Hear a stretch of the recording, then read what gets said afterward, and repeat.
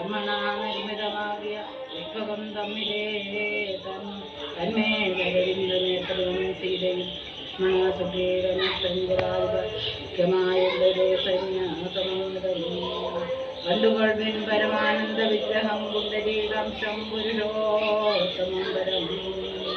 അപ്പോൾ ജനപ്രീതിജാത ശബ്ദം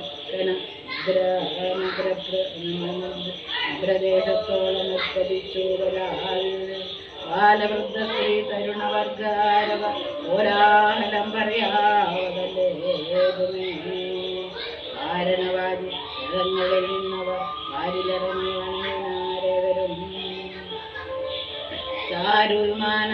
വിമാനാഗ്ര സംസ്ഥിതനാംഗൽക്കാരണഭൂതനെ കണ്ടു ഭരതനും നേരുമഹാഗിരിമൂർധൻ ശോഭയാ സൂര്യനെ കണ്ട പോലെ വണങ്ങിനാൻ.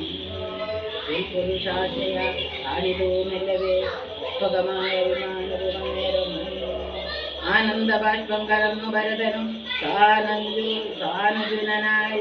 സാനുജനായി വിമാനം കരേറിനാൻ.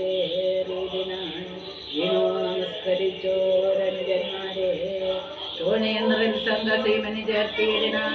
കാലമനേകം കഴിഞ്ഞു കണ്ടിടിന് ബാലകന്മാരെ മുറുകെ തഴുകിനാൻ.